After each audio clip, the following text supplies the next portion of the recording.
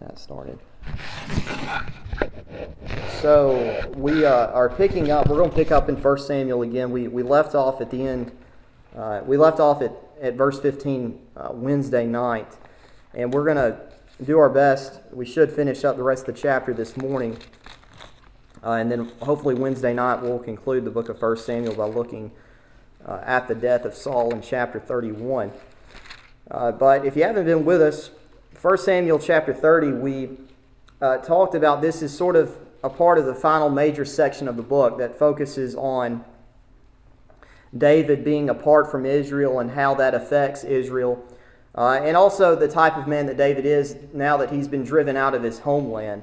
And we talked about, and we've mentioned this on multiple occasions, that, you know, there were, when we went back to chapter 26, the last time that David and Saul met face to face, right, there were some of Saul's counselors that might have thought, you know, if we drive David out of the land, he's going to go and serve other gods when he goes to the land of the Philistines.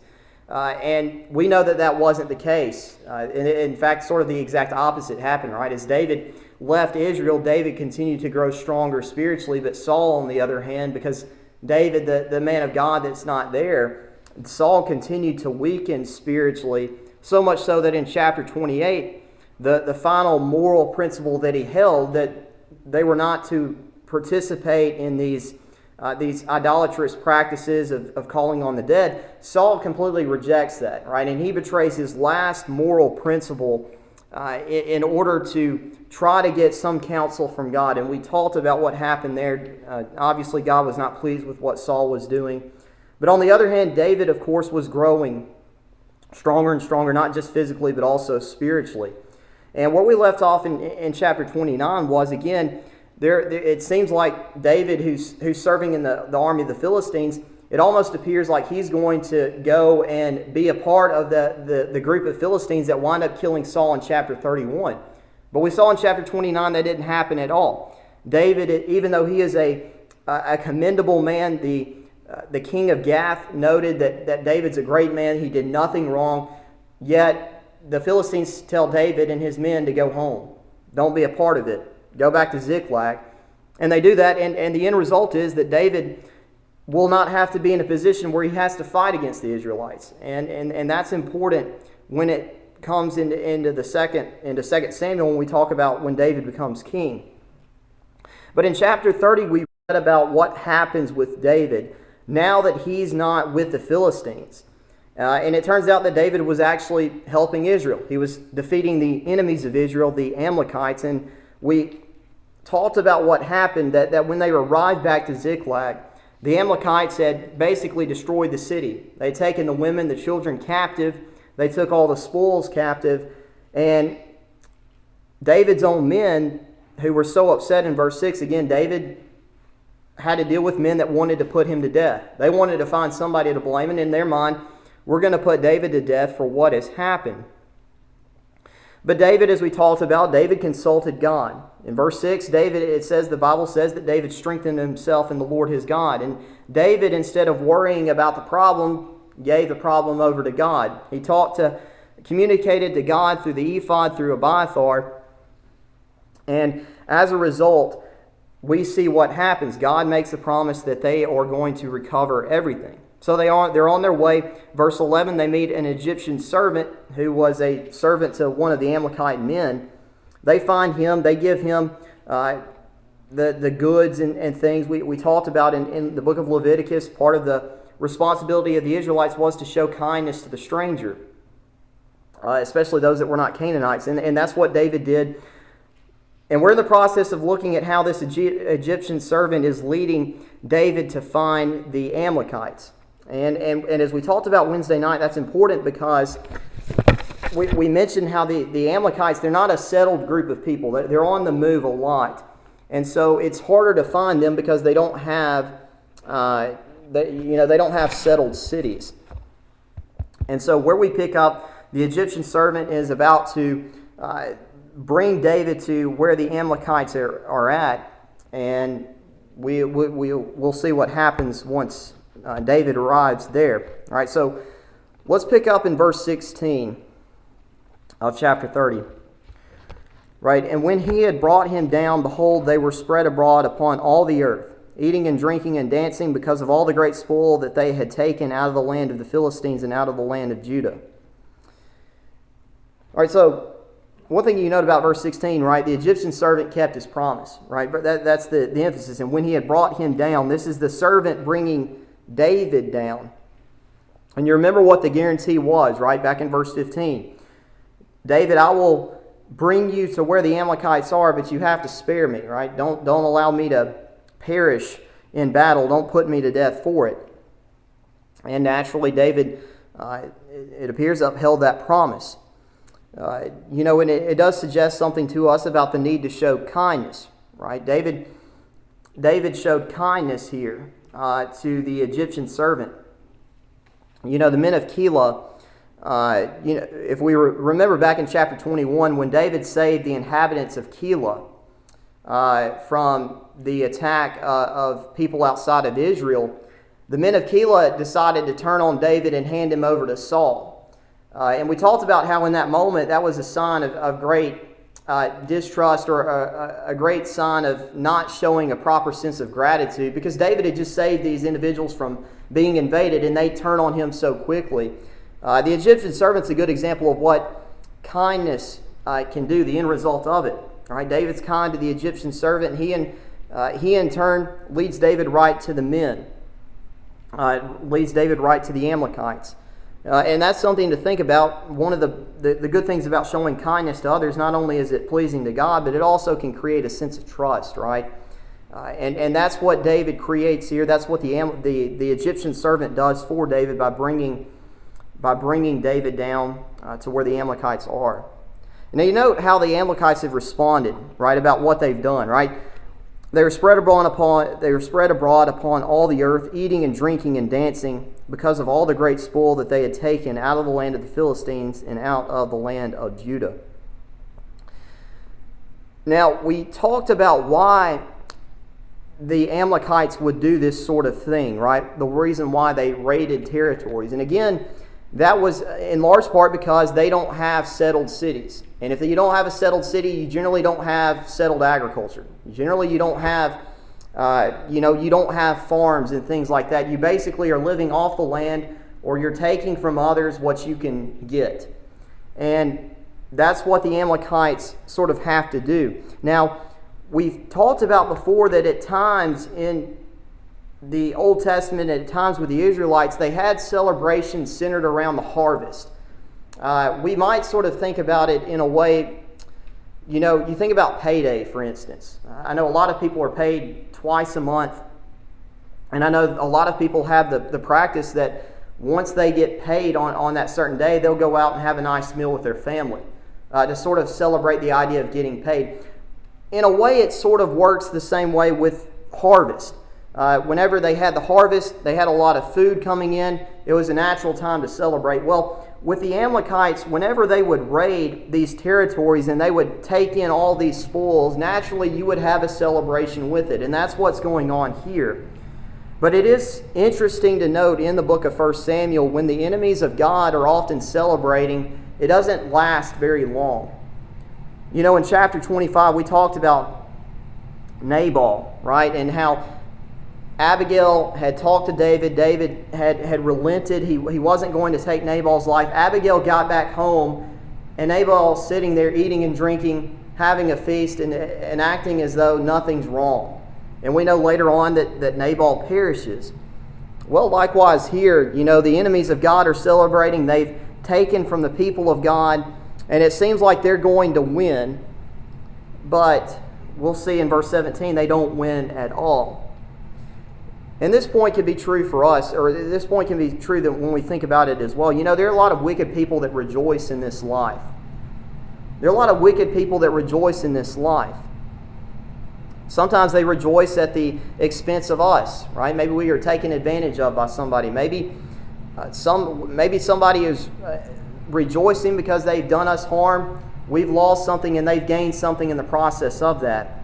And sometimes it can get really frustrating dealing with that, but we have to remember that, as what the writer of Hebrews said, right, the pleasures of sin are only for a season.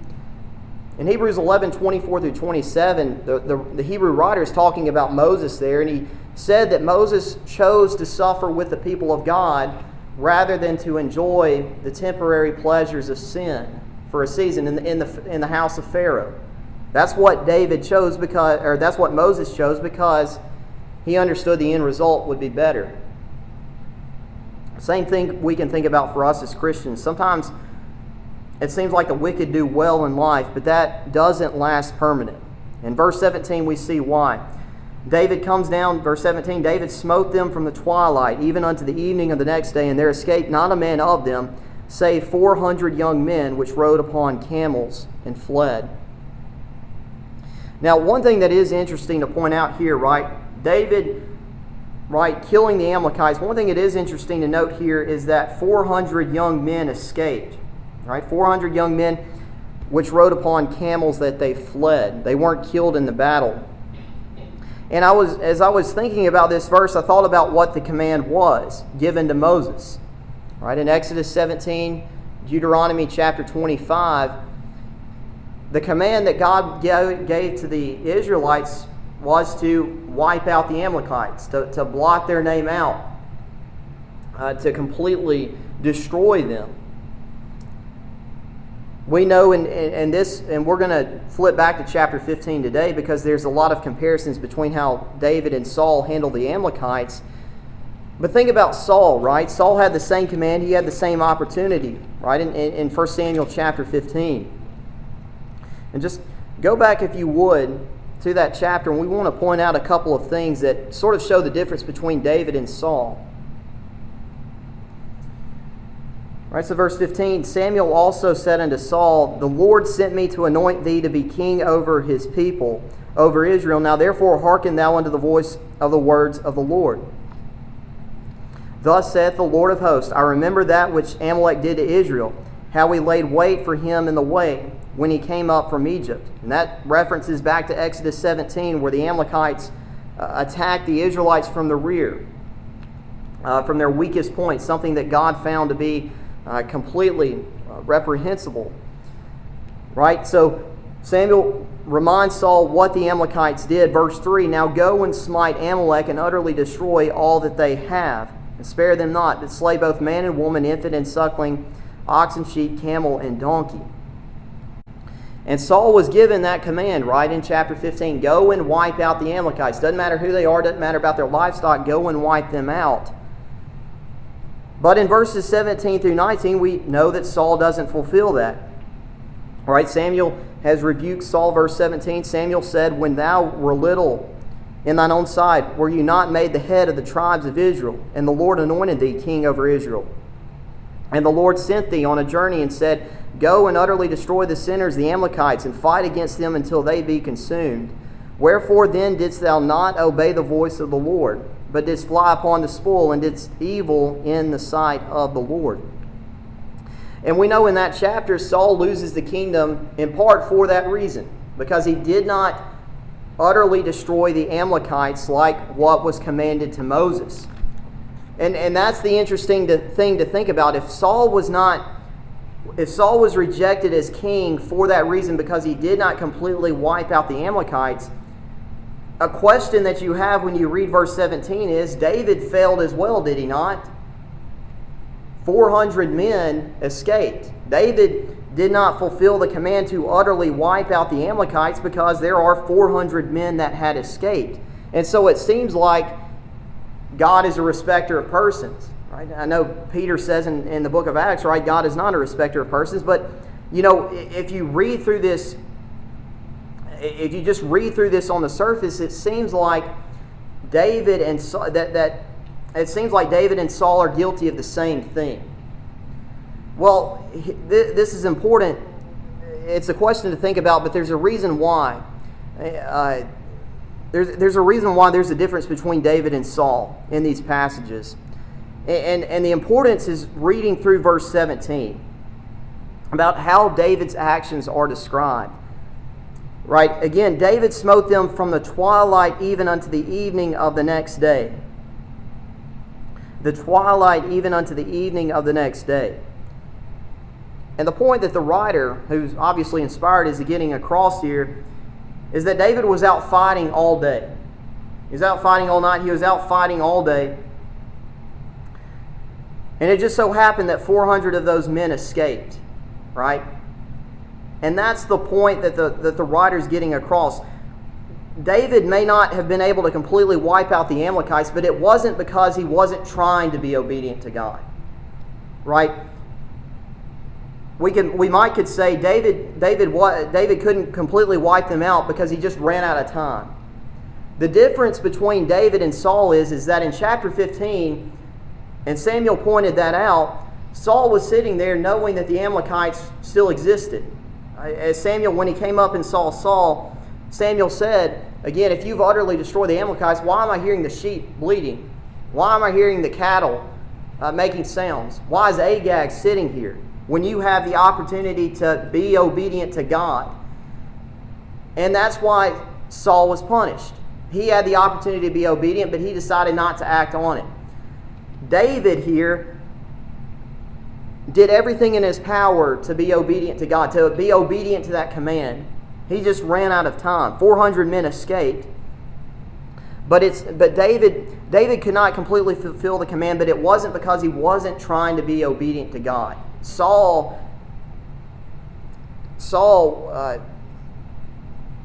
David was trying to be obedient to God. Saul was not. And that's the difference to point out here. And that brings up a very good point for us, right? When we are called to be obedient to God, that doesn't mean that we are perfect. That doesn't mean that God expects perfection. Otherwise, there was no need for Christ to die on the cross. Paul would talk about that with the Romans, right? Righteousness did not come by the law because, at least for us, because none of us could perfectly keep all of God's commandments. We're not perfect in that way. We cannot be perfectly obedient. And that's why we have to rely on the grace and mercy of God that's presented through His Son. Something that the Pharisees in the New Testament often forgot. David likewise was doing everything in his power to be obedient to God, and God had respect for that. Saul, on the other hand, had the opportunity but didn't take advantage of that. And that's something to think about when you think about what does it mean for us to be obedient to God.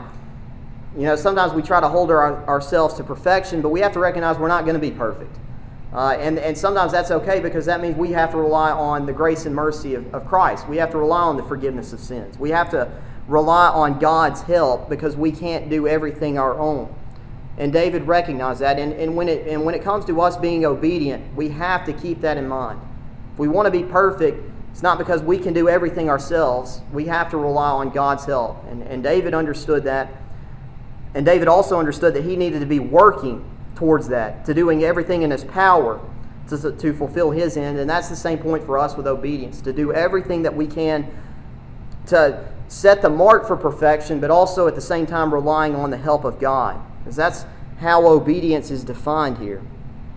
Something for us to think about. Now, verses 18 through 20, we read about what the spoils are that David brings back, right? David recovered all that the Amalekites had carried away. And David rescued his 2 wives. And there was nothing lacking to them, neither small nor great, neither sons nor daughters, neither spoil, nor anything that they had taken to them. David recovered all. And David took all the flocks and the herds which they drove before those other cattle and said, "This is David's spoil." Now notice again that they recovered all. And that was the guarantee that God made, right? Back in verse 8, David inquired of God, and God told him, right? "Pursue, for thou wilt surely overtake them, and without fail recover all." The promise that God made there, it came to pass, right? The promises of God, we can trust that they always come to pass. And that's what happens, verses 18 through 20. They recover all. But as you think about this, though, you think about how David's men felt about what happened. They've got to be excited, right? Because they've got their women, their children, they've got their possessions, they've got their livestock back. Even though the city of Ziklag has been burned with fire, they have recovered a lot that they had lost. And we know that in verse 6 they were very sorrowful. But at the same time, within their minds, you think that there's probably a sense of regret, though, as well. Because the same man, with the help of God, that had delivered their women, their children, their possessions back to them in verses 18 through 20, that same God they wanted to kill back in verse 6 because of all that they had lost.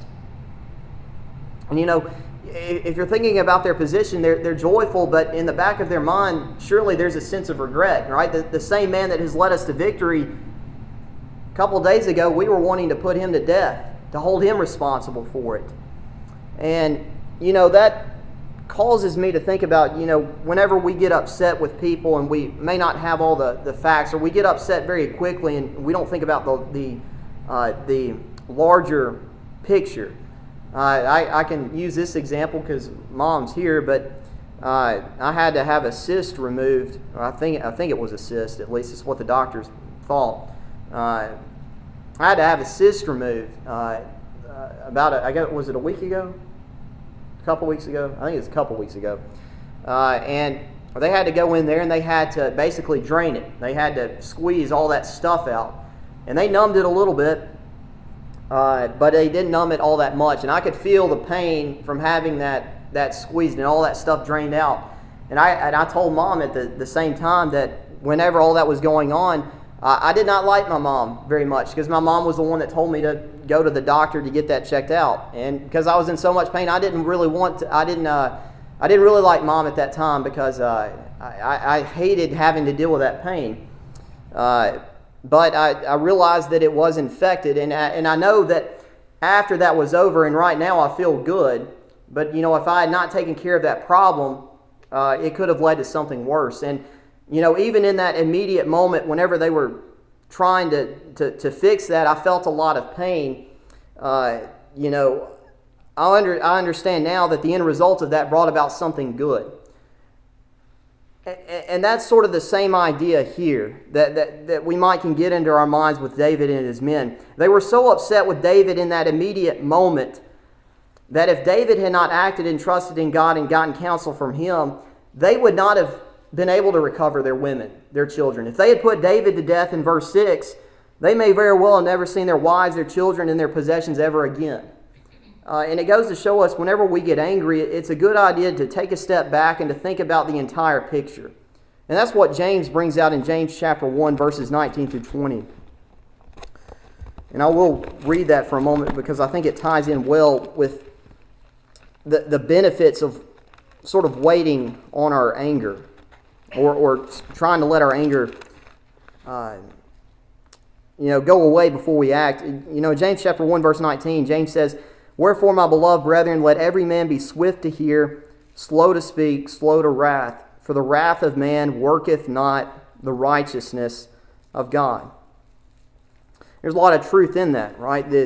The idea that when we get upset with someone or we get upset with something, one of the best things that we can do is to sort of take a step back and try to think about it, let our anger go away and let it think about it clearly.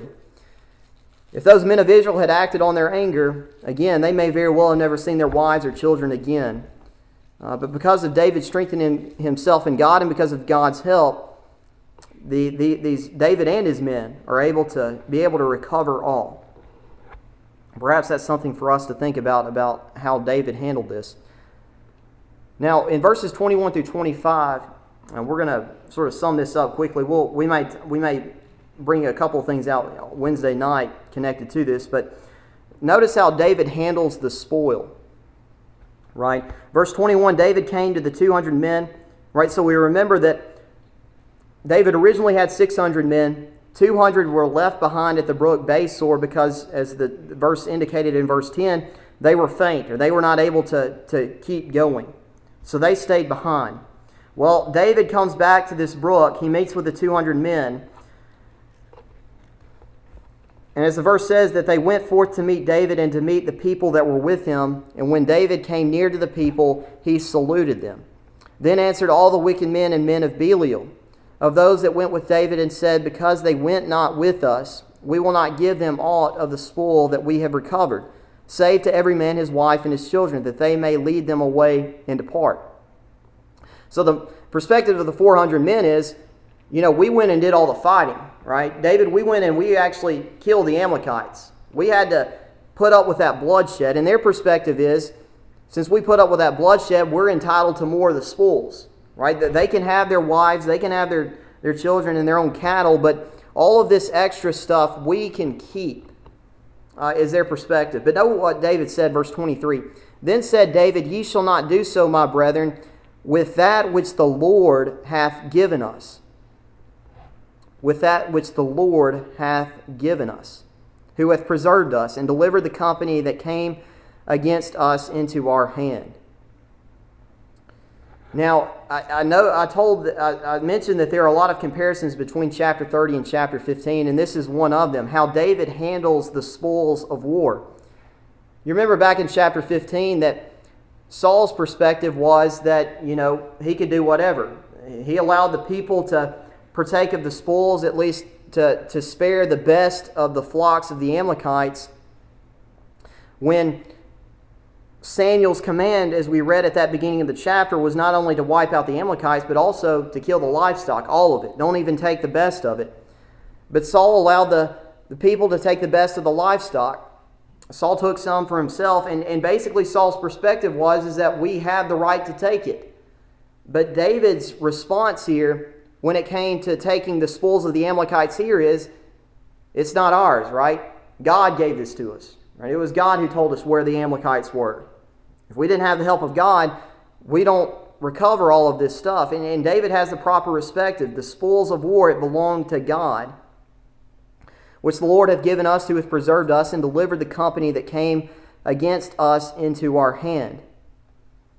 For who will hearken unto you in this matter? But as his part is that goeth down to the battle, so shall his part be that tarrieth by the stuff. They shall have part alike.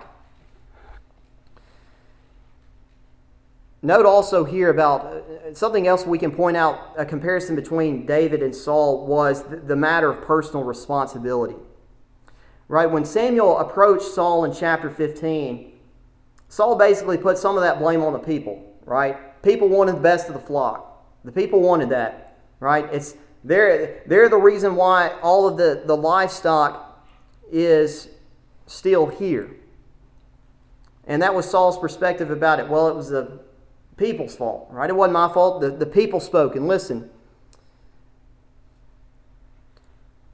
David, on the other hand, has people speaking and saying about how to handle the matter, but David takes personal responsibility, right? He doesn't listen to his men, as the verse indicate, verse 21 or verse 22. These men that are trying to get him to not give some of this to the 200 men, the Bible indicates these are wicked men, men of Belial, or worthless individuals. And David was personally responsible because he knew he was the leader. He took care of the matter, which was different than Saul in chapter 15. And so, verse 25, and it was so from that day forward that he made it a statute and an ordinance for Israel unto this day, about how to handle the spoils of war. Those that wait by the stuff, they had a role to play too. They protected the other goods. They may not have carried out that same role as the other 400, but they had a part to play as well. And David understood that, and he made sure that they received their own goods as well. One thing that I will mention that I did not mention, it is important to note that in this particular passage, David was not given the command. The general command in Exodus 17 was to wipe out the Amalekites. Saul was given a specific command in chapter 15 to wipe out the Amalekites and the possessions, but the general command that was given was just to wipe out the Amalekites, which means that apparently David could take back the spoils of the Amalekites in this situation. So that is important to note. Now, I entitled this passage about how David strengthens his support, or David's support grows. It grows with his own men. In verses 26 through 31, it also grows in southern Judah. And in these verses, you have a lot of names, right? A lot of names for cities. And sometimes it's easy to sort of gloss over that because, we don't know where these cities are, right? We don't know where Hormah is. We don't know where Chorashan is. We don't know where Athak is, right? These are cities we're not familiar, so sometimes we sort of just gloss over this. But the importance of what happens here in verse 26, and we'll read this, David comes back to Ziklag. He sent of the spoil unto the elders of Judah, even to his friends, saying, Behold, a present for you of the spoil of the enemies of the Lord. And then it lists the cities where David sent all of these goods. And the point that's being driven in here is that David takes these gifts and gives it to the men of southern Judah. Because not only had David been attacked, the Amalekite, or the Egyptian servant of the Amalekites said that the men of Judah were also attacked. They had their possessions stolen. And I brought up this example Wednesday night, but it does fit in well here. You know, you think about this situation, you think about, for instance, say Mexico one day decides to send in its army and invade and try to take Texas. And let's say that the federal government doesn't step in and protect Texas. They don't send in the military or anything like that. But again, say Colorado comes up and says, the governor of Colorado says, we're going to send our National Guard down to Texas to help them keep Mexico from annexing the state. And let's say, for instance, that Texas, they're not able to completely protect themselves. They lose a lot of land to Mexico's army. But here comes the National Guard from Colorado. They come in. They win back all of that territory that Texas lost, and they drive the Mexican army back into Mexico. Well, now you're sitting there with a situation where these men from Colorado, they've taken these parts of Texas, right? And so naturally, they might think, you know, we won these territories. It's only fitting that we get to keep them because we fought for them. We won battles here. It's our right to have it. But instead, those men in Colorado decide, you know, all this stuff originally belonged to you, right? There were other Texans that were living on these territories. It's not right for us to live on this land that originally belonged to you. And so they give it back. So instead of the men of Colorado being selfish and taking that land for themselves, they decide to give it back to the men who lost it. That's sort of the same idea that David's doing here. David doesn't take these territories in Judah for himself. He decides, and these possessions for himself, he decides to return that back to the people that had lost it, to the people that had it stolen from them. And the importance of that is that when we come to 2 Samuel chapter 2, David's going to be crowned king in Judah, in southern Judah. The first capital that David will have is in the city of Hebron. And part of the reason why is because of what David is doing here. He's giving these gifts, the spoils of war, to these men of Judah who had lost their possessions.